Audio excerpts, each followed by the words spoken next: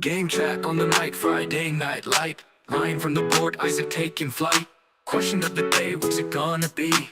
Guests on the show, come and take a seat. Game chat crew, feel the rhythm flow. Talking board games, all systems go.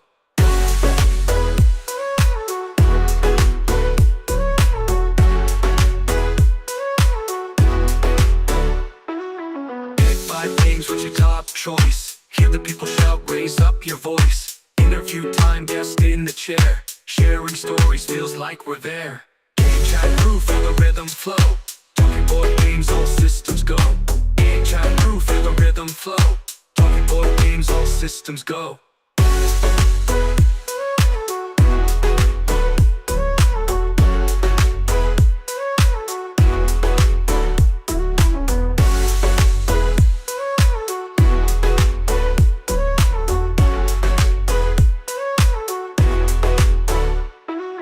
Interview time, guest in the chair. Sharing stories, feels like we're there. Game chat crew, feel the rhythm flow. Talking board games, all systems go. Game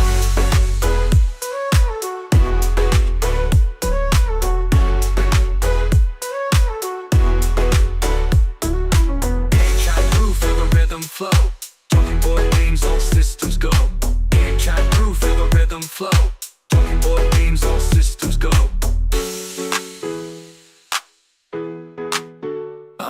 Pick 5 games, what's your top choice? Hear the people shout, raise up your voice. Interview time, guest in the chair. Sharing stories, feels like we're there. Game chat crew, feel the rhythm flow. Talking board games, all systems go.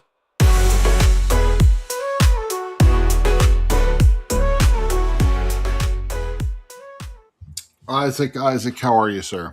I'm good. Not my camera, but I'm good. Yeah, oh man, you got a mean mugging face. What is up with that?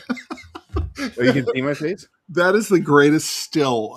So your camera on my end, I have no clue what the live looks like, but your camera on my end is just you deadpan staring straight into the lens, and I love it. It's me realizing I need a new camera, I think. Yes, I think I'm going to screen capture this and send this to you every day of the week. So I'll introduce our guest while you get us rolling together. So, Paul Solomon, how are you doing today? Howdy. Thank you for joining us for the show, for the game chat. We're talking about small box games, and that's something you know a lot about in your role over at Gamehead. That's right. Yeah. So, Paul, I'm going to wait for 1 second for Isaac to jump back in with his camera. But yeah. Well, while you do, let me ask you, who did that intro song? So it's an AI generated song from a friend of the show that just really enjoys watching. And so, Amazing.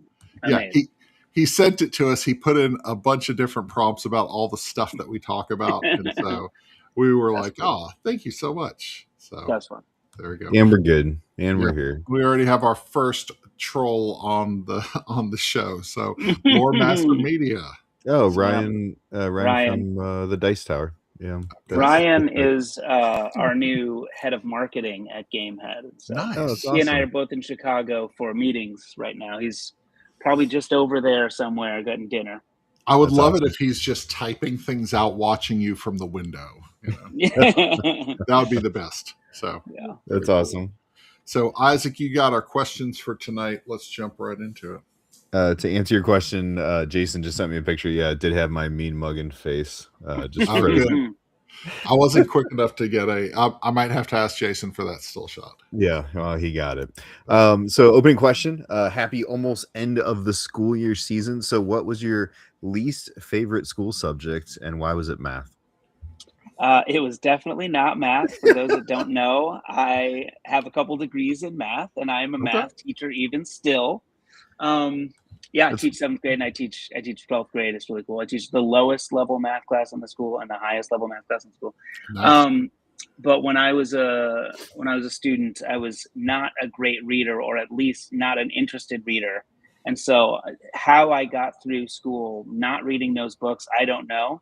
But it meant that I had to spend a lot of the time in those classes just dead silent. Same thing with history, because it was all reading homework, and some combination of ADHD or autism or who knows prevented me from I would read the same page over and over Yeah, and over and over, and it was just brutal for me. And we didn't have really audiobooks and stuff, so yeah. there you have it. English no bueno pour moi. That's rough. So I'm going with English literature also. I was not a big fan of it just because I didn't understand. Like, I was fine with the books. I remember reading the Odyssey and enjoying that. But there was a bunch of stuff like I didn't really understand poetry. I didn't really enjoy it. There's a lot of things that I didn't comprehend. I was a slower reader starting off. So, funny story, they wanted to leave me back a grade because I didn't know how to read from my like kindergarten or pre-K or whatever it was. Sure. But my mom was like, no, my kid's not getting left back. So I started reading comic books, and that's how I learned how to read as a first grader. So yeah, It's a good way to do it. comic books, man. All your sight words were like bam, thwap, pow. That's right. That's right. Yeah, I added the math teacher things. I did see that on your profile.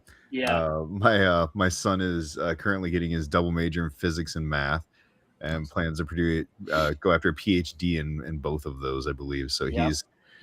he's doing theoretical physics right now, and Whoa. yeah, none of it sounds fun. Super cool. So he loves that area. I in my area of physical therapy don't have to count higher than 20 most days. So I don't use a lot of that, but I'm with you guys. Like, honestly, like English, but it wasn't the literature. I enjoy reading. I just didn't enjoy, and even to this day, I struggle. If somebody's like, well, pick out 3 pronouns and 6 verbs from this. I'm like, I have no idea. Please tell me Sure. what those mean again. You really So that was struggle never- with Mad Libs, one of your hard Yes. games. Oh yeah. Very heavy Oh. for you. It's like a heavy. That's funny. That's good. Yep. Yeah, well, we all makes agree. We all agree on English, like being the bummer. I actually really liked history. You know. Yeah. Yeah. Not a bad Ironically, area. the first thing I ever wanted to be when I grew up was a poet. We had like a poetry thing that we did in like kindergarten or first grade, and I just thought it was really clever and creative, and that was what I wanted to do. Nice. That's awesome. So my next question it was kind of open ended, but ideally we all have different ways we experience board games, right? We do it at conventions all together, but I thought it'd be kind of fun. Like, what are you doing to play games? We'll talk more about the games we're playing, but like, how are you Sure. experiencing board game play in your area of the world? Yep. So I play games like I have a regular Monday night game group. It Nice. is just 3 of us. It's me and my buddy Tommy and Pete Wissinger, who's a game designer and co-host of the Decision Space podcast. And Tommy works at the Wizard's Wagon, a local game shop. And so when it closes, we're just in the back and we play for a long time. We used to play till like 3 and then, in the morning. And now I'm a little bit older and less capable and wiser. And also Pete is also a teacher, and he gets up a bit earlier and he's more sort of disciplined and going to sleep. But then I also play games with my students sometimes. Like, I have a study hall and we'll play games in there. And then I haven't done it as much lately, but I have to put together play test groups of people that are not just my friends to try to figure out, like, what kind of game head games Yep. are good or what they need, or if there's one we should drop, etc. So I did a lot of that during our first wave and need to get back to it. But there's a million things to do. So playtesting is just one of them. It's true. That's awesome. So for us, it's different all the time. Honestly, we've never had. I think it's been a very long time since we've had a gaming group that just met on a regular basis. But we have recently been doing monthly game nights at a local coffee shop called Milltown Coffee, which has been really successful. That's been a lot of fun. And actually, this week is our craziest week. We actually have a bookstore that reached out to us locally that wants to do a game night. So we're doing that Wednesday. And then we have our monthly Milltown meetup on Friday, and then Saturday, another coffee shop asked us to come do That's awesome. game day at their coffee shop. So it's Love it. going to be a crazy week, but I think that these pop-up game days and pop-up game nights are really, really something that we've always wanted. you know. So you're sort of sharing with strangers at that point. You're like Yeah. bringing folks in. Yeah, Yeah. that's cool. And it's honestly people, it's a mix of like people that we know in the community that always come out for these things, but then Right. also random people who just show up, and we love it. You know, that's how we get to meet people and really invest in what they're going through. So For sure. Yeah, we do a lot of weekend gaming with friends and family. Pretty consistently, almost every weekend there's board games on our table, Friday night, Saturday night. And then I have a dedicated group on Thursdays that there's 4 of us that meet, and every other week there's like 10 to 12 to 15 in that group. So it kind of expands. And then each other week is like, okay, guys, I got this game I really want to play that I just got. Will you guys buckle down and learn it? And they're like, sure. Mhm. You know, send me the learn to play video. I'm like, there isn't one. That's the thing. So it's brand new. So Yeah. those guys Yeah. are often willing to play games that haven't seen the light of day yet, which they love. Mhm. And I get lost in it. Ryan, you probably hit the same thing. Is they get the when's this coming out? And I'm like, I have no idea. Right. Sometime in the next year or two. Somehow maybe. I have it. Just Yeah. that's all I know. Yeah. Maybe Yeah. possibly soon. I don't know. well, but- that's what we went through with a game that we're going to be talking about later in the show. Played this game at a coffee shop at a local Starbucks with some friends, and they were like, "When's it come out?" And we were like, soon. So, I know. Yeah. so So our theme for the show is small box games. What makes a game a small box? Because we've used that term. I've used that term a number of times. Yeah. So when we talk Yeah. about a game being a small box game, what defines that for you? What are your parameters? Primarily, I go with the size of the box being pretty small. But there's also it comes with some genre type territory about the rules, weight, and complexity. Sometimes these are typically much cheaper games, $20 to $30 games, right? And they're typically going to be rules lighter in general, right? So that's kind of small box for me, but I think that in that space, there's still like a ton of potential for really high quality components and good strategic gameplay and decisions. And also just like, games are toys, and a cheap toy can still be a really, really good toy. yeah, Yep. yeah, absolutely. That's fair. I think about footprint of games. When I'm thinking about small box games, yes, a good one is thinking about Deep Sea Adventure. Okay, so Deep Sea Adventure is in this little tiny box, all those Oink game boxes, Yeah. really tiny. But then what happens is you open it up and all these little pieces. And what I love about Deep Sea Adventure is if the play space is round, you're fine. If the play space is small square, you're fine. If it's a giant table, you're fine. I love thinking about the footprint of a game.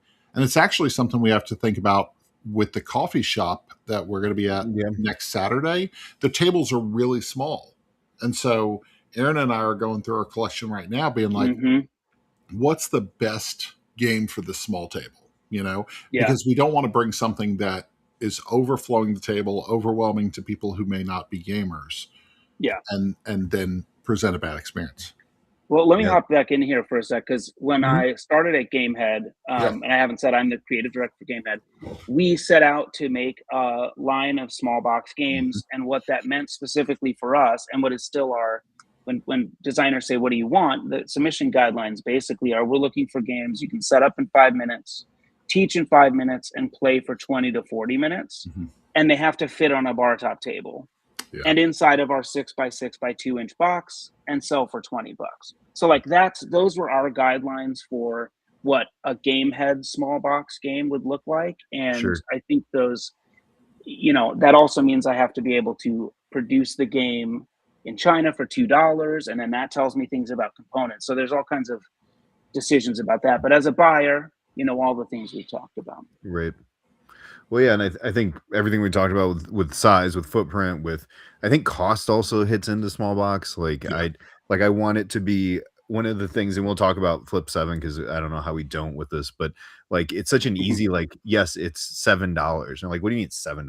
Like, it's not that expensive. And so like small box also has a easy entry point for people that when they play it, they look it up on their phone real quick and go, I get this on Amazon for under $15. I can buy that. Right. That's an easy, right? That's a night's of one night entertainment, right? That's barely a movie ticket, right? Correct, And I'm willing to try exactly. that. So, Yeah. And also, let me throw this in there too, because we've actually dealt with this a couple times. Repurchasing a game. If we're on our third copy of Flip 7, okay, and I don't have a problem rebuying that. I know it's a commodity that is going to be here, and I know that I'm going to have to repurchase it because we play it so often and it sees so many hands. We recently did this with Take 5. Our copy of Take 5 is almost trash. And we saw it in a store, and it was almost an impulse buy because I was like, it's affordable, it's small to travel with, we could always use the second version. So I bought another copy. Like, and that's one of those things where I'm not buying another copy of Ticket to Ride, just because. Right. You're not going to wear it out. Yeah. Right. So that all fits, and portability you talked about is important. I'm taking some international trips this year, mission trips that I'm starting to look at, like, what's small that I can take, what's easy to learn, like you said, in just a couple of minutes, especially across multiple language barriers. So yeah, those all are very important to me. So big box games. What's a good example of a game that is in a bigger box that could really go in a small box? There are some of these that I have tried to do. For the first time I played Ra, which is my favorite game the last time I did this, I was like, you could do this with cards and put this in a little box. And so I sort of proxied myself with little square cards, a kit of Ra that would fit in a Star Realms Frontiers box, like that Nice. big. Okay. And I even had like a 3D printed something that it came with. So that's, I think there's a lot of games where the components can be much smaller. They could all be coins, Tonari is a game from Bruno Faiduti and Alex Randolph. I don't know if you guys have ever seen this game, but it's a fishing game, and it was a $30 game that kind of came in that $30 box size. And I was able to bring that down into our $20 box and sell it at $20. And inside of our little box, we can still fit a 1 foot by like 18-inch board. So when you fold this out on the table, it still feels like you're playing a substantial board game. Yeah, that's really cool. But like I think Everdell, I guess it's got a bunch of components, but there are ways that you can put that in a small box. And this is one of the things that I do as a developer is like, look at what you really need. And there's so many different ways to track resources. It doesn't have to be those gummy berries and stuff. But of course, that's a big part of what makes that game so much fun for people. Yeah. That's fair. And that big tree, which yeah. I wouldn't even play with. I think when I had Everdell, I actually threw that away because it's like, it just wasn't doing anything for me. And I couldn't put it in the box without having to put it together. Mine's here because I can't even fit it in the box. Exactly. Yeah. Right. Exactly. And I don't want to do that. Yeah. Yeah. Well, it's funny. I'm sitting here in front of some examples of going back and forth between that. So I think about the original Flip 7. People saw it on store shelves and they were like, why don't I have the small box version? And then I look at Sea Salt and Paper, which just went from a small box, which is busting at the seams, being held together with a hair tie, and now it's in a big box. And it's so interesting because I think sometimes we want something that we can't have. Like, I'm glad that this size Sea Salt and Paper exists now because I'm able to quickly find it and I don't have to have a hair tie holding it together. But I also never want the big version of Flip 7 that originally came out. My brother and sister-in-law have it, and I'm just like, that's just dumb. So I look at that and I'm like, that's dumb. How are the cards in that new version? Do they way better? It's not. I gotta rebuy it. It's not the stiff cardboard. Our original copy, version 1, is so stiff and like I'm always like, I'm afraid I'm going to crack the cards like they're pieces of glass. I've bent so many of those cards. So they shuffle the worst. Yes, It's like they're shuffling with terrible. coasters. Yeah, Yes. they're awful. Yeah.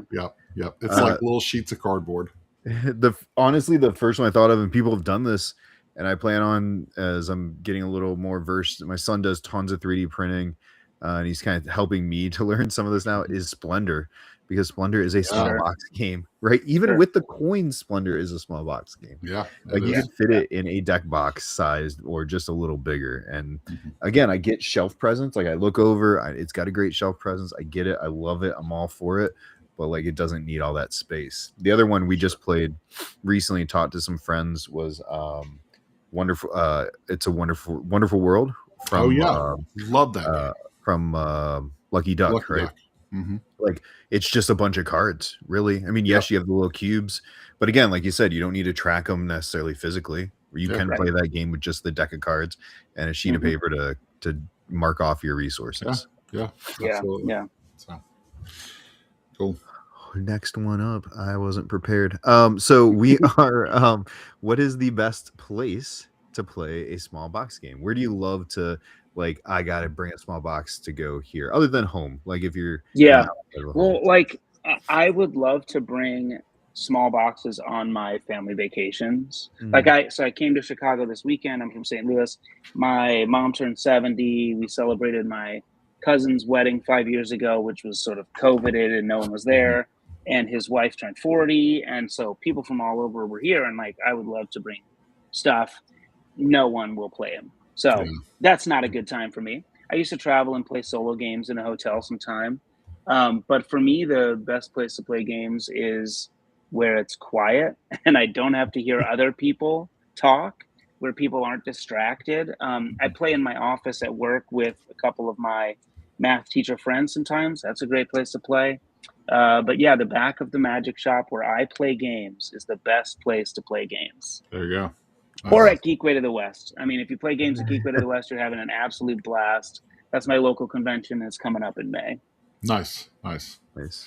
I need to eventually go there.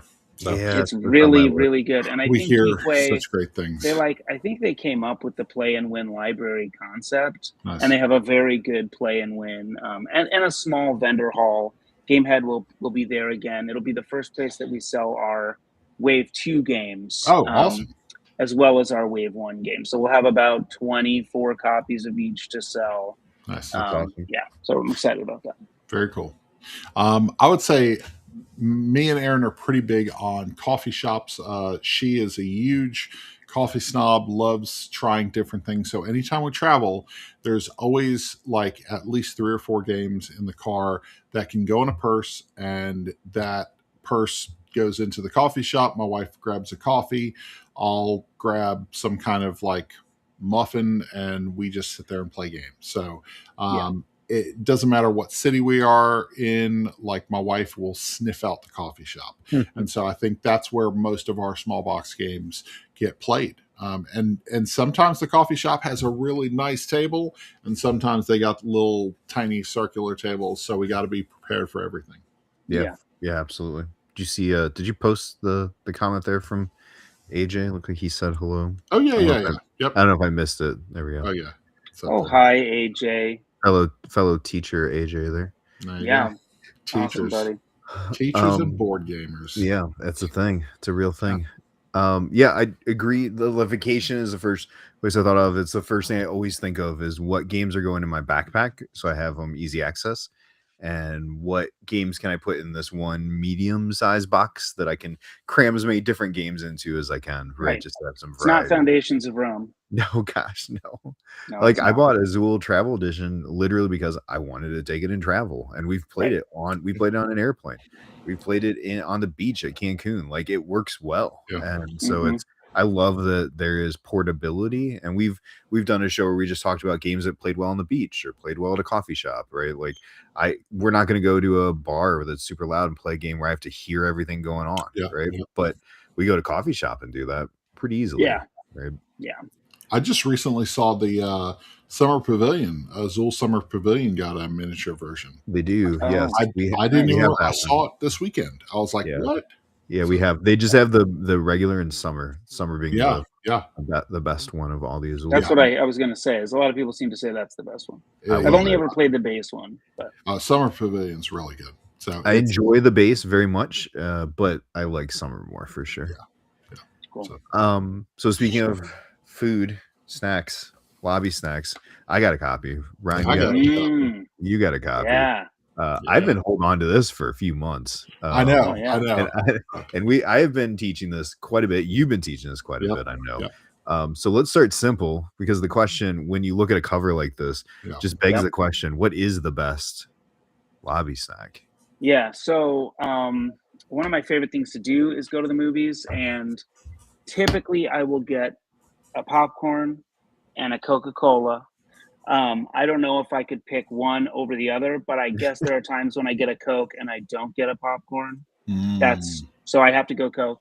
If I was going to supplement that, if I was going to add to that, I don't know if you guys have seen Whiplash. This was the first place that I saw this, but you take Milk Duds, which are good, except that they ripped one of my filling out, and you dump the Milk Duds on top of the hot popcorn. And it kind of like melts it a little bit in there, and that's really good. So those are my top threes I'm going with. I love that. I'm skipping the drink. My wife's a drink person. She loves a great Coke Zero. Her favorite is a good fountain Coke Zero. I can skip it. I'm good with water. I'm fine. Water does what I need it to do. Animal. I'm going popcorn first. Second, I'm going Reese's Pieces. So second, Reese's do you butter that popcorn up, or you kind of go straight? So I do a light butter. So the way it comes, and then a light drip. No, zero. So we have the full range here. Yeah, I love the butter. I love people it. It's who horrible put for you. Too much butter on it, that scares me. So. Right. Yeah, I love the butter. I mean, it's horrible for you. I know at one point, I think it was during pandemic, Bob bought like all of the things to make the full buttered popcorn. Everything. But popcorn, peanut M&Ms in the same bite plus Coke Zero. Yeah, this is my wife's. Jason's got it. Yeah. This is my wife's order right here. This is exactly. I like peanut M&Ms are really good. Yeah, Coke Zero for sure. Anything peanut butter. So I actually like the peanut butter M&Ms a little more. Okay. Yeah. But yeah, popcorn. Like I will get popcorn first. As always, and we always get the biggest one, even if it's just my son and I who usually go to the movies, and then we eat most of it until we feel sick, and then on the way out we refill it. Sure. Get the refill and take that with us. So you take the refill out and home. Oh yeah, we take the refill out the door. I've never gone. That's we're eating the rest of the night. Yeah. But my parents. Do you guys know what Rural King is? Do not. No. So do you guys know what Tractor Supply store is? Oh yes. Sure. Okay, we got those around. So Rural King is like a giant Tractor Supply. It's basically farm equipment, and it's all this like stuff that you need for farming and stuff. So my parents go to the Rural King, and out in the front lobby of Rural King, one of their things is free popcorn. They just have a popcorn machine constantly. Always popcorn. So my parents will just fill up bags of popcorn and walk right out the door. And they're like, this is coming home with us. We got popcorn for a week. So that's another the drink remixes. That's a good point also, man. Yes. I love those. Yeah. Yes, I like that. But I'm just getting Coke. I don't mess around with any of the weird stuff anymore. I like the flavors. I want a peach. What's the one that I tried the other day? Peach Fanta? No, it was peach ginger ale. It was ginger. It was the Schweppes with Schweppes.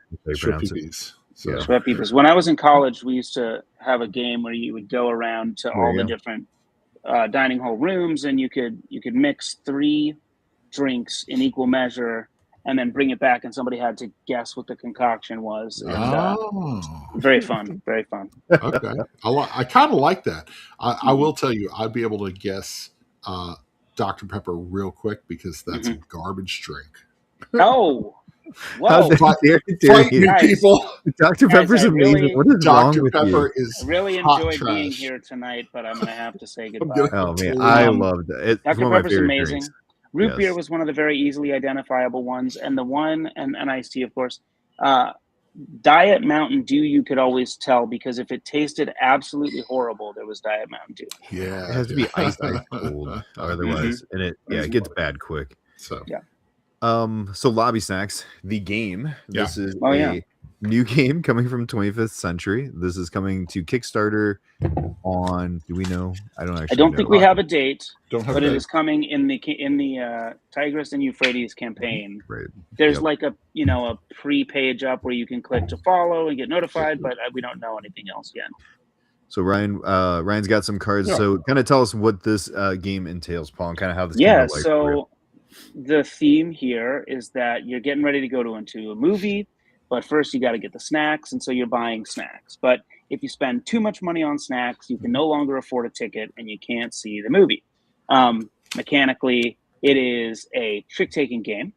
You get a hand of 10 cards in 3 suits: popcorn, candy, and soda.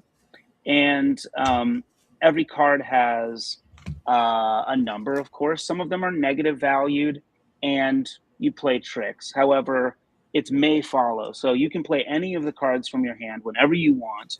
And in the center of the table, there are some prizes, which are essentially the snacks that you're buying. So when you win a trick, you take the prize card, put it in your score pile. You take everyone else's cards, put that in your score pile, but your own card that you won with stays face up in your spent pile.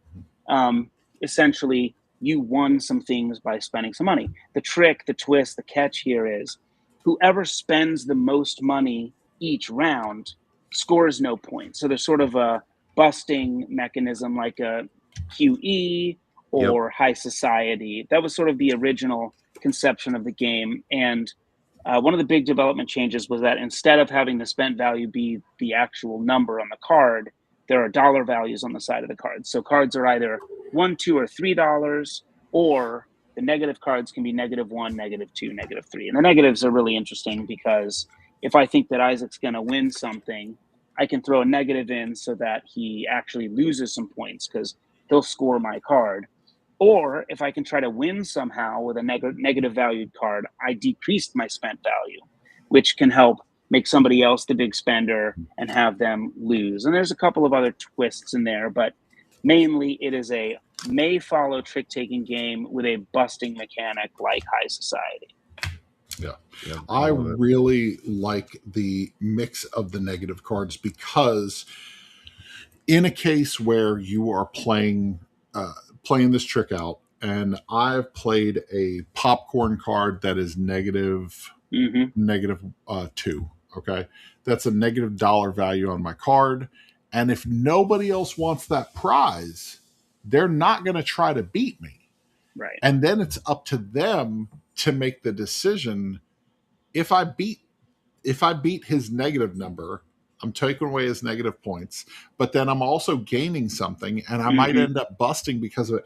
There's some really cool decisions in this game that I don't think that you immediately get right off the bat. Yeah. And then the second time you play it, you're like, if I do this, I put you in a situation you don't want to be in.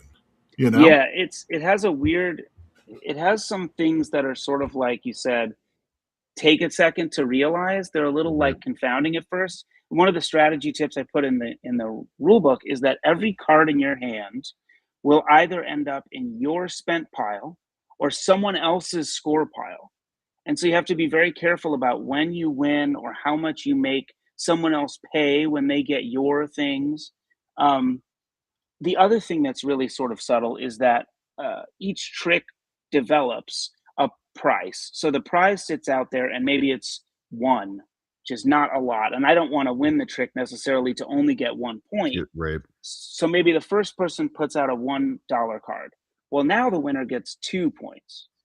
And they go, okay, maybe I'll win it with 2 points. And then they go, I'll put out a negative. So now I'll try to get 2 points spending negative, but now the trick's worth 1 for everybody else. So there's this sort of dynamic, interactive up and down of the value that is just really unique, while it still feels like a trick-taking game, if I do say so myself. Yeah, I love the art. The art's fun. It's a great. And one of the cool things in the art was that the card values are -1, 1, 2, and 3. So we naturally had a small, medium, and large, as well as kind of the negatives were like the empty wrapper or the spilled drink, etc. And we have Or some this special cards that are this that are really 5 points. sad, this really exactly. sad candy right here that you found in Terrible. the bottom of your pocket. It's like, Yeah, it was just on the floor after the movie. Oh, floor Yeah. candy. And then there's some unsuited special prizes that are like nachos and the corn dog and, you know, pretzels and stuff. That's awesome. Yeah, we had a chance. I know we are. I feel pretty lucky to be able to play a lot of Chad's games that he gets early, and I know he's had this for a little bit, right? That you guys were working Yeah. this. We play different versions, and I sometimes get lost in the like, wait, this is the way this was going to play out. But this version of it's been great. We've really enjoyed it. We played the heck out of this at Tantrum Con this year. Had it on the table most of the whole time. Told people about it. And so I'm really excited that, you know, I think it's going to have a great push. It's coupled up with, I got it sitting on my shelf back here, the new Tigris and Euphrates, which just looks absolutely gorgeous. Yeah. So what a And I great... should shout out a couple of other creators because Meeple Foundry handled the art and graphic design for the game. They knocked it out of the park. And then Taylor Reiner from Taylor Reiner's Taylor's Trick Taking Table, and he did Sears Catalog and other things. He came on as the developer on the game, which is why his name is also on the cover beside mine. It says Paul Solomon with Taylor Reiner. And he really helped improve. It's almost hard to describe, but the way that he shaped the deck contents made it improved across player counts, and he was just so valuable. So thank you to both of those folks. Love it. Yeah. Lobby Snacks coming soon to a Kickstarter near you. That's right. Lobby Snacks. You can actually see our preview for the game. Posted a preview today over at oneboardfamily.com. And mine will be dropping as soon as the Kickstarter comes. So I've got that ready to go. But that's for 25th Century. But you've mentioned you are the head creative of Gamehead Studios, right? So we want to kind of talk about what you do in that world, kind of how long you've been doing it, and what people can expect from your studio. Yeah. So if folks watching, if you go to gamehead.com, you'll see that we make playmats, we make custom playmats. And then when I started in October 24, we started making board games. And again, our goal was to set out and put out 6 small box games that meet our guidelines. And in the first year, while teaching 3 classes, somehow I was able to do that. Those include Trinket Trove with art by Sandara Tang. That's been our most popular for sure. That game is a sort of set collection bidding trading game. It's a lot like Fantasy Realms and Reiner Knizia's Money, but it has just gorgeous art that's reminiscent of The Rescuers. There it is, top left, Rescuers, and The Secret of Nim, stuff like that. So Trinket Trove's been fabulous. No Loose Ends is an amazing trick-taking game from Taiki Shinzawa. If you love trick-taking games, you will like No Loose Ends. Corgi Pileup is a pretty simple family game with really cute Saibepu art. There's a word game from Peter C. Hayward, amazing party game, Foolish Fool, which is just goofy, you will laugh out loud fun. And Venture Angels from Bruno Faiduti. Now, you can start to see there some of the stuff coming up in our Wave 2, and I have some of those prototypes here to show off a little bit. So the first one I talked about already, this is Friendly Fishing. This is a semi-co-op set collection game, re-implementation of Tonari, but there's obviously you can tell it has amazing art from Alicia Giroux. You're out on a lake together, and you're all in the same boat. Move the boat and pick up the tile. Move the boat, pick up the tile like this. So every tile is going to be a fish or a special action or something. They all score different ways. The twist here is that it's friendly fishing. I want to help my buddy catch a great fish too. So when I play, I score for me, and I set the boat in a position that will set up my neighbor's turn. At the end of the game, I score my points and my neighbor's points. And they score their points and their left neighbor's points. And so there's a semi-cooperative dynamic, which is really interesting because Isaac might be helping me, but I actually don't want Isaac to do well. And it's just, the art's really gorgeous. There's going to be amazing gold foil and glitter foil and UV components. And again, it comes with this amazing fold-out board. So that's actually in our casual line.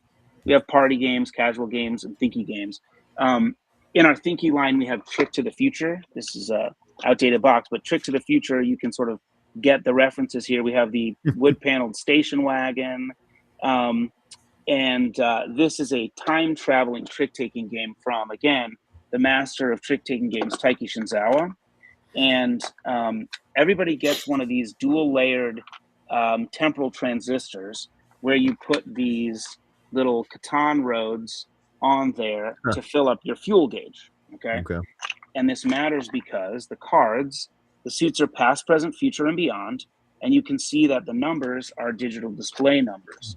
But when you play a card, you can spend one of your fuel to change the number. So I don't know if that's a 7 for you or if it's a 7 like that.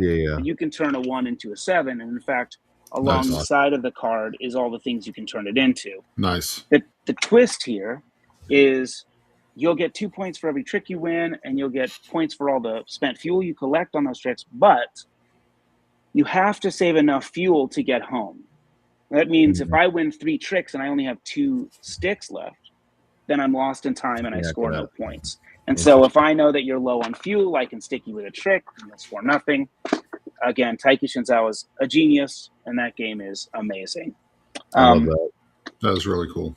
We have Wild Magic from Knizia. This is a really fun set collection card game.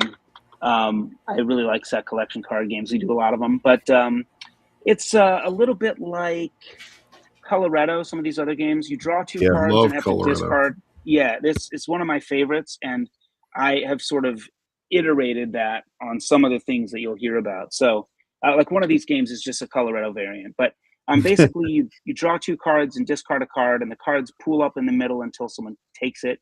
It has amazing art by Jackie Davis, and that looks gorgeous. It's really good. That again is in our Thinky line. And since we're talking about Coloretto variants, let's talk Pet Quartet. Really cute art here. 88 unique illustrated cards with punny names like Sonny Paulins and Axl Rose, the Axolotl. The awesome. Turtles are, I think that's John Sheldon, and we have Carl McCartney, George Tortosin. We also have, Lick Springfield, who's a dog, Boom Jovi. But this one is, if you like Coloretto, the gameplay is Coloretto. You either draw a card and place it in a pile, or you take from the middle. And so we have all the 12s are like gerbils playing in an orchestra, Airy Poppins and Charlie Chuba. But there's 12 12s and 4 4s and, like that, 3 3s. Yeah. And the twist here is that you only score points for soloists and quartets. So if you have 1 of a card, you get points. If you have 4 of a card, you get points. But if you have 2, 3, 5, 7, any amount, you don't. That's cool. And again, all of the art is amazing. Here's Carl McCartney. Bianca Papalardo did the incredible art. And Eric Slauson, actually, we hired him as our consultant. So he helped us out a ton with those. We got Ricky the Martin. Nice. And every different suit is a different style of music as well. That's awesome. And then the last one I'll talk about here is probably going to be our biggest out of this line. It is an incredible party game called Sizewise from Scott Brady. The back of the box tells you a little bit here about how it works. The cards will ask you the size of something, like what's the size of a pizza, and you'll have a little string that you will adjust to set the size. And I'll show this piece to you in a minute. And then you hang them and compare everyone's answers. And whoever's kind of in the middle was right. And whoever was the shortest and the longest was unwise and loses one of their wisdom tokens. Interesting. So these are prototype components, but the actual pieces will be, like this orange one will be all orange, including the ring. But so when you ask me what's the size of a pizza, I don't know if it's a slice or a medium or a large, right? And sometimes the questions are, what's the size of a wizard's hat? What's the size of a unicorn's horn? Or what's the size of a drumstick? Show me with your hands what the size of a drumstick is real quick. Okay? Because I was thinking drumstick, right? Oh, you were thinking like a chicken drumstick. Right. So it's all about thinking about your partners. You'll slide this thing. And after everybody sets their sizes, It comes with a wooden stand, and to lock you'll it. put all the rings on there, and then you can hang them like Nice. this to see Nice. who was wise and who was not. That's awesome. That's cool. I like It's the great. Schoolhouse Rock style, Yes, visual style for exactly. that one. Oh, And the cards are really awesome looking, and I think there are 330 words Nice. Wow. on this deck, and a lot of so options. there's a ton of replayability. This is one that takes 3 seconds to explain. Yep. Oh When yeah. you play the first super round of easy. the game, everyone understands how to play, and it's 20 minutes. I mean, this is anybody will love that game. So that's size wise. That's really Scott cool. Brady. And that's probably everything in our wave 2, which is going to come in June. And again, our first sales will be at Geekway to the West in St. Louis. Come on That's out. awesome. Yeah. We will be shopping with you at Origins like we did last year. Fantastic. Yep. That's awesome. Yeah, those all look great. We got some good options coming up. We can't wait to see more. Cool. We thank you to Andrew also with the nice comments. He's excited about Yeah. lobby snacks. Excited to see what you're rolling out. Looks like he's familiar with friendly fishing, so he's played. Yeah, he did play friendly fishing at Gamma, and I think he's played a bunch of these. But hey, Andrew's a bud. Yeah, that's awesome. Nice. Well, we go to kind of finish up. We like to do what we call the game chat pick 5. So it's not a top 5. It's not the best 5. It's not the only 5. And Ryan always gets this piece of artwork ready to introduce pick 5. Pick 5. A Game Chat presents Pick 5. And here is Isaac's artwork. Wow. Golly. It needs a top it needs tier a theme review, song, though. and then Yeah, Paul's face over and over. That's I good. see that. It's Yeah, really you're good. all over the place. I Yeah. am. I had more than one photo, but you just went with the one. I just just liked went- that yeah, one. just the Yeah. one. Yeah, it's a good. So, It's one of the I better still ones. don't know what this is. The raccoon. What is that? It's That- me with the Trash Panda game. Trash There you Panda? go. Jeez. I There think you the go. game's called Trash Pandas or something. Yeah. Oh, what happened there? Good stuff. We entered the Matrix. I There love we that. go. I knew it would hurt when we entered in. So, Yeah. ow. Oh, that was wild. Cool. Stop saying that page. So yeah, so we just a quick thing about why you pick the game, and we are going small box games because we're talking about all Yes. things in a smaller box setting. So we'll start with you, Paul. We'll just go Paul, Ryan, me one at Yes. a time until we Great. get all 5. So Perfect. So my first pick out of my 5 is Ink and Gold by Bruno Faiduti and Alan Armoon. This is a top 10 game of all time for me. It's my favorite push your luck game, and I think it is truly genius. It plays 3 to 8 players and incredibly self-balances in a really natural way. But you're all in a temple. You flip out a card. It says how many gems you found. Maybe it's 17, maybe it's 1. And then you split those up as much as you can amongst the people. The rest stay on the cards, and everyone decides to keep going or leave. And then you flip another one, and these things pile up in front of you. And when you leave, you bank them and they're safe. But there's some bad things that can come up, and then if you bust, you would lose those things. And the beauty is that with more players, if I have 8 players, the remainders that sit on these cards are up to 7. And so I'm naturally incentivized to leave early. And the game has this way of boiling down until there's one person left in the cave, in the tunnels, trying to just flip one high thing for themselves because only they will get it. And if they can flip that 17 late, then it might be the entire game for them, but maybe they're flip and bust. So Ink and Gold, one of my 5. yeah, Nice. one of my all-time favorites. I love Great it. one.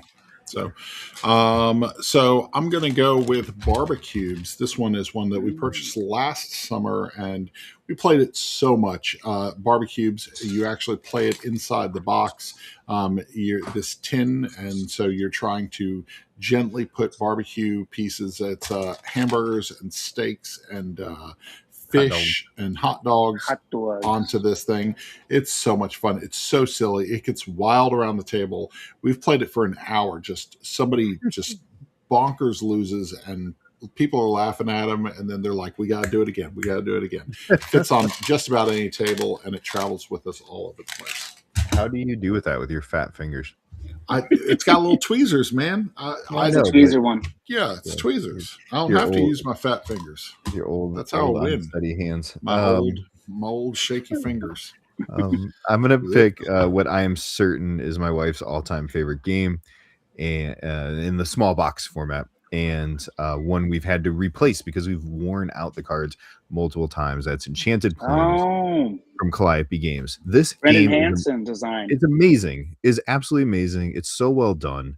Every time we introduce somebody, they're like, "How come I've never seen this game?" I'm like, "I don't know. You should play it." It's my only complaint of this game is the greens are too close in color, and they redid it, and I really thought they were gonna change that, but they didn't. So that's Calliope has a number of really good games in their catalog, and I respect all of the publishers out there, but I think they do a pretty bad job with the visuals in a lot of cases. My co-host on the Decision Space podcast, Brendan Hansen, that's one of his, and sadly I've not played it, but I need to get a play. I love it. It's so good. Yeah. So good. Awesome. All right. Well, my number 2 here, we were talking about Coloretto and a style of game that I love. This is one of those games where things pile up until someone takes them. So I'm talking about Dice Heist and a game called Snack Rabbits from the same design team, very similar. In those games, you have one deck, you flip out a card, and it tells you which of the piles to put it in. So in Snack Rabbits, those are fences that you try to hop over to catch the stuff. And in Dice Heist, those are museums that you try to rob. And of course, there's set collections in different ways. But on your turn, you always flip a card out and you make a choice. You can attempt to steal or jump the fence, or you can recruit a die, basically. So you have always one die, but if you don't attempt to steal, you get another die. And then it goes around. People are building this up. And at some point when you steal, you can roll any number of your dice to try to steal. And the cards, the piles have different levels. You see the security levels there. The Metropolitan Museum is a 3 and the British Museum is a 4. So if I want to steal everything out of the Metropolitan Museum, I have to roll a 4, 5, or 6. And I could roll 5 dice to try to make it happen. But if I succeed, I will lose the dice that I rolled. So it just has a really interesting dynamic as the things pile up in the middle until someone decides to make the call. Both really, really fun. And the twist on Snack Rabbits is that, again, it's a triangular deck. There's 7 7s, there's 11 11s. And I really love those two things. A triangular deck and this pile up till someone takes it mechanism. That's awesome. It looks great. I haven't played either one of those. So yeah, me neither. Definitely check those out. This one's Take 5 from Amigo. This is one of my wife's favorite games. Aaron and I play Take 5 a lot. It plays up to 10 players. It is one of those games where it will have people shaking their heads all night long. You're sitting there, you're like, I knew you were going to screw me over. Why would you do that? Like, it is so well done. And there are times when I wish that the mechanics in Take 5 were in other games, because I like this, like line goes until you bust type game. I better be looking at this for Gamehead, I guess. Take 5, yeah, with Amigo being out of America now, or maybe there's mechanisms in there I can repurpose. Find something around it. So I really like that mechanism of getting to a certain amount, simultaneous card play, having people bust. It's so good. Yeah. I always have, like, Ryan can tell you this, I don't have a list. I have like 20 games sitting here. I just pick one Mix it up as it goes. I'm going to go with one of my favorite trick takers of all time, Skull King. Yeah. I mean, it's gorgeous. It's so much fun. It's so well done. Every time they add cards, I'm like, I don't know if I need them. And I do. And I love them. Yeah. And, I mean, Grandpa Beck is a great dude. That whole company is making fun, easy, approachable games. And Skull King is the king. Skull King, of course, is a re-implementation of Wizard, which was really like my first. I mean, not my first, but I played. Yeah, probably my first. I played a ton of Wizard with my family, and I think I still like Wizard a little more, just because I find it's less goofy, but it's a good challenge to hit your bid. And also an interesting fact is that Grandpa Beck's phone number is in the rule book of every game he puts out, which is just really cool. I called him. I think I did too one time. So, yeah, I did very early on. I texted him on New Year's Eve with a question, and he wanted to see a picture of everybody like playing games and That's celebrating New Year's Eve. hilarious. That's It's so awesome. cool. Yeah. So my 3rd out of 5 here is Arboretum, which is a very Yes. beautiful and vicious card game. So mean. So mean. It has this Lost Cities mechanic, which is really a rummy mechanic, which I consider this to be what hand management actually is. You have a hand of 7 cards. I believe it's 7. Maybe it's a little more. And on your turn, you draw 2 cards. You play one in front of you into your Arboretum, your tableau, which is essentially a little tile placement thing. And then you discard one to a central discard pool. But when you draw, you can take the cards on other people's discards. And so it's very important what I put out in front of me because other people can get it. And the core big twist here is that at the end of the game, if you want to score a type of tree, you have to have the highest total value of that tree held in your hand. And that can be really devastating. You could have a game where everyone scores no points, depending on how people play, but typically you're going to try to control your fate. It's just every time I play it, every single decision is painful in the most delightful way. I love Arboretum. I remember teaching my mom how to play that in Florida by the pool, and her being like, "This is so mean." And I was like, yes, it is. It's brutal, yes. So, all right, next one is Bugs on Rugs, number 3. This one's from Kids Table Board Gaming. This was the Sushi Go killer for me. Bugs on Rugs is kind of like Sushi Go for gamers. They're really neat decisions. There's not a ton of different bug types, but the decisions are important enough that you're always saying, which 2 bugs do I want from this pile? You're drafting in a snake draft pattern. It's really fun. The illustrations are incredibly cute. This is a Peter C. Hayward game. Sean Ateni did the artwork. Just it is a hidden gem of card games. If you have not played Bugs on Rugs, man, what are you doing? I got to get into it. Got to get into them bugs. I think I don't know if we played that. We may have played that. It is underrated by a lot. Like the fact that I don't see people talking about Bugs on Rugs. It's been around for like 8 years, 7 years. It's going on my Geekway playlist. So you gotta get it. Bugs on Rugs. My 3rd pick. I don't know if you have this, Ryan. You didn't actually make a list this time. I didn't. Sorry, I've got them next to me.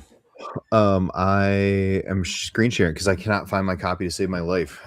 Fuji Flush. That's Fuji Flush. I got it. It's over there. You have it? Yeah. I'll pull it out. Yeah, we'll just get rid of that then. Fuji Flush is one of the greatest card games I've ever played. I wish I could get it. And I wish people could buy it easy. It is grossly out of print. I think you're paying $40+ to get this if you can get a copy on eBay.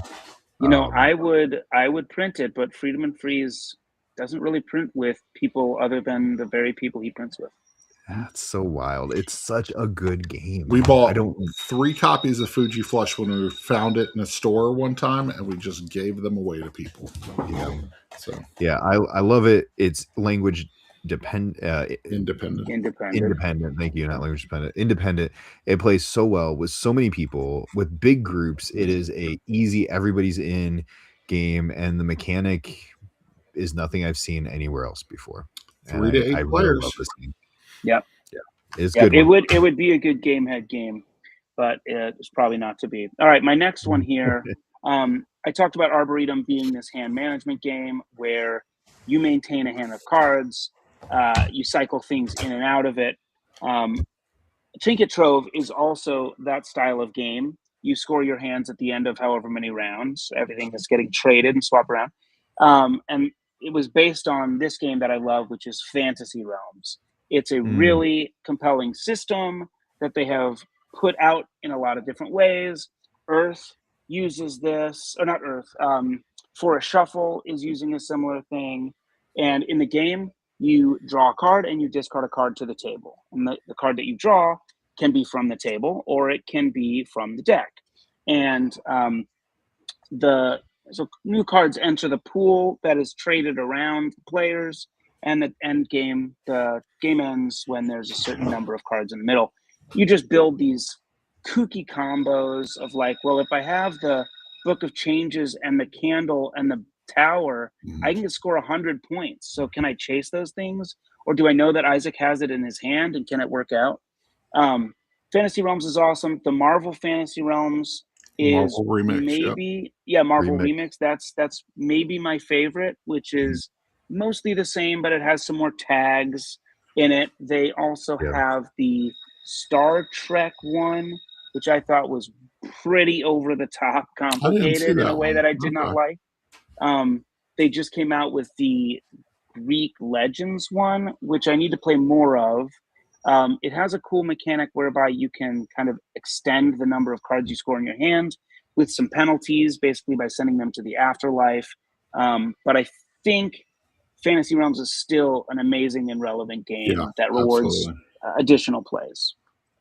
Yeah, Marvel Remix is one that when I taught my son how to play it when he was a teenager, I mean, we played it probably 6 or 7 times in a weekend because he was. And it's really cool. You have like one villain. You have to have a villain in your hand, and then you kind of need enough other stuff to defeat them. Yeah, it's really neat. It's really cool. I'm going to go New Loose Ends. This is a game head game. This is a fantastic trick-taking game. One of me and my wife's favorite trick-taking games. What you're doing in this game is that you are trying to hide. You're basically bidding on tricks with the cards that are in your hand. And these are going to be loose ends unless you can cover the evidence. Basically, by winning a trick that is either of the same suit, was played originally in that suit, or is the same number, or was won by the same number. The game is really, really well made. The art and direction really cool. It makes you feel like you're really doing some devious Ocean's 11 type crap. Mm-hmm. It's fun. This one was one that we purchased from Paul last June at Origins. So. Yeah, and it's a great example of what Shinzawa does, because it's must follow trick taking with bidding and a trump, but you bid with the cards from your hand, and you are not just predicting how many, you're predicting how you will win those tricks. And by getting rid of cards, you can kind of like short yourself on a suit so that you can win with a trump. It's just really unique. My favorite part is deciding to be a snitch, looking at what's happening, picking your cards up and being like, you know what, I'm snitching.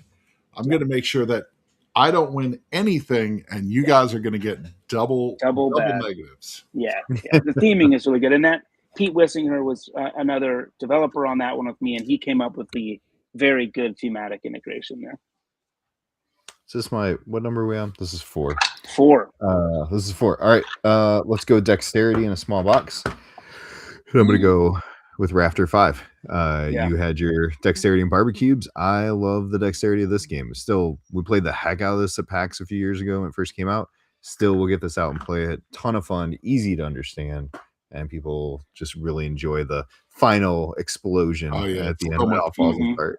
Yeah, I want to play that one too. Got Nana or Trio, Draftosaurus, Fliptoons, Mountain Goats, and Age of War from AJ.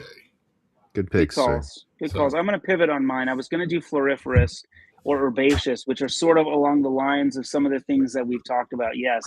But I'm going to go with, since you pulled out an Oink game. Oh, look at that. Since you pulled out an Oink game, I'm going to do my favorite Oink game, which is Dropolter, which came out a couple years ago. Never played that. This is an incredibly unique game. It's silly, but extremely fun and well designed. Everybody has the same literal hand of objects. So there's like a wooden kind of cracker in there. There's a plastic white pearl and a ring and a red cube.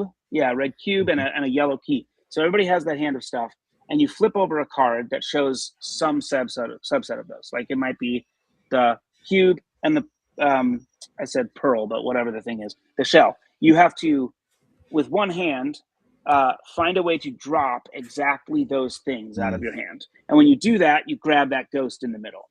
So that already is fun. Like, see the card that's right there? It's everything except the red. So if you're clever, you can put your thumb on the red and hold it and dump the rest. But it's a race to 5 points. And if you win and get a point, it's one of these little bells. and that metal bell goes into your hand, which for one, now every time you're shaking your hand at the start of the round, it's ringing and it's giving this sort of fun shape to the game. But also, if you drop that bell, you lose the point. And so it's this amazing catch-up mechanism whereby the closer I am to winning, the more carefully I have to play and play slowly so that I don't drop my points. It's really, really fun. And the pain you feel when you drop one of your points, you feel like such an idiot. And it's just really awesome. That's pretty cool. Nice. I feel like somewhere along the line, like Oink Games found a factory of like kids' toys and was like, listen, we just can take them, whatever they are. do something. All right, last one is Kuno. This one's from Smidgen Games. This is a really cool. Every time I teach it, people are like, "That was fun." Tile placement. You're placing these tiles, and based on the number of rings that you have, the number of rings that match the other rings that are adjacent to it, you're getting a number of points. When you put your point token on there, you're eventually going to, at the end of the game, when all the tiles have been played, you're going to count all the points on the board. It is very cool. And when you're playing with gamers, when you're playing with people who really enjoy strategy, it is hard to get a lot of points because people are intentionally shutting you out of points, making sure that only a one circle is showing on the edge. They're very strategic, and you can tell that you're playing with people who care about the end game. So that's awesome. I'd be remiss if we didn't include Flip 7 on this list. Yep. Or Flip 7 with a Vengeance. My son's 3D printed case he made for me. It's pretty cool.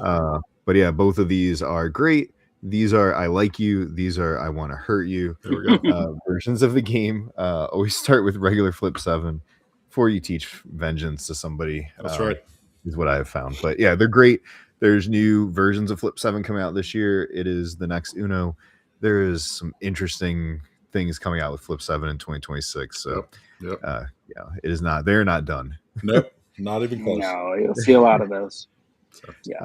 So those are our pick 5 things we're playing in the small box game realm. We like to finish with what have you played most recently? What's been on your gaming table, Paul? I have played a lot of Cozy Stickerville. At the end of our game nights, Pete leaves, and it's typically me and Tommy chilling, and we've just played Cozy Stickerville together. It is like, that's awesome. To me, it feels like Vantage Light, where you have this world that's going to be explored, and you can just choose: am I going to go talk to the scientist, or am I going to harvest this thing or go fishing? And stories emerge that are really nice. We've played, I think, 5 of this 10 years of it. Wow. So that was cool. That's and nice. Then I just got my first play in of Lightning Train, which is much longer and heavier than what I normally play, especially because it's not the style of game that I publish. And so I'm so much more focused in the small box world. But Lightning Train really impressed me on my first play. And we all realized that we basically just fumbled our way through the first play like idiots. And I have so many more things that I will try the second time I play it. I think it's just a really clever and engaging system. I love bag building and pool building. Yeah, I need to get back there. So, Lightning Train. I want to try Cozy Stickerville. If you think of Cozy Stickerville, Stone Saga is kind of like that. If you got roided up for like 20 years. Okay. It's very similar to Stickerville. Great transition, right? It's about 14 pounds of game. And it feels like you're playing a role-playing game like Skyrim. So, man, Aaron and I have been like, this has been on our table for legitimately a week and a half because we can't put it up because we want to dive in just for another 30, 40 minutes. It's really good. It's not the type of game that we normally have, but I'm so glad we're playing it. And then off with their heads. I bought this one yesterday. So good. It's so good. It's okay. I very need to try that. I bought it yesterday. We played it last night. It's very good. So Okay. It's rare that things move up the. Oh no, Oh, my you- camera! we lost you again. What happened? I had the No. I had the And mine Is just it went out back? of focus too. I don't know why. Oh Am I no! back? Is it back? Technology.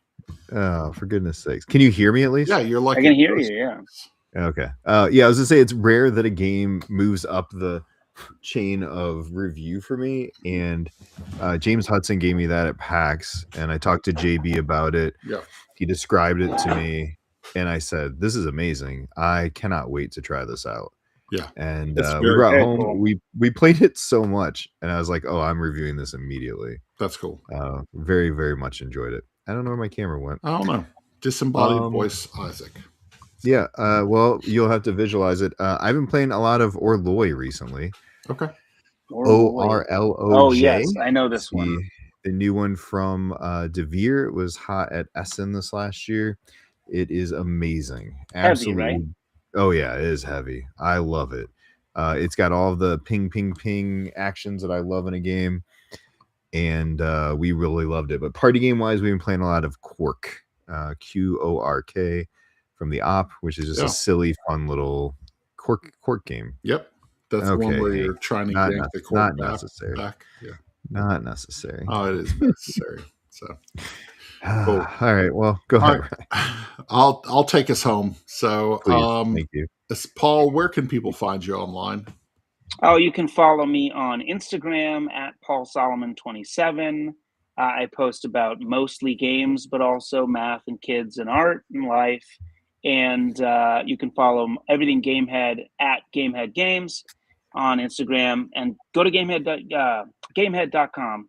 Sign up for the newsletter. That's where you'll get everything, including right now we're doing a giveaway on Foolish Fool. You can find that on the website, or probably on Instagram's your best spot, because it's Foolish April Fools, and that's about it. Or shoot me an email. It's paul@gamehead.com. There you go. And we are looking forward to those the second tier. We have loved Trinket Trove. We've loved No Loose Ends. I still need to play the package word game that is still First Class in my, Letters. Yes, First Class Letters. That's still on my list of I've got to play that at some point. Yeah, that's a cool one. So you can find One Board Family all over the place at One Board Family. Over at oneboardfamily.com is where you're going to find a brand new preview for Lobby Snacks. You can find a full rundown of this one over at oneboardfamily.com right now. Isaac, disembodied voice, are you still here? No. Gaming with Sidekicks, gamingwithsidekicks.com, all over on TikTok. They do a great job. Isaac does a great job with TikTok. They're on Instagram, X, Facebook, MySpace, all of those things. So, all right, that'll do it. I'm here. Isaac's here in a ghostly manner. Yeah. Isaac, I hope you get reunited with your face. Isaac had a great couple games behind him. Genotype on the top, Stamp Swap, both incredible There games. we go. Yeah. Thanks for having me on. Absolutely, Paul. Have a great night and enjoy your week. He's backstage. That's what's up. Oh, okay. I was supposed to add you back. I'm like, I'm here. Back, just baby. add me.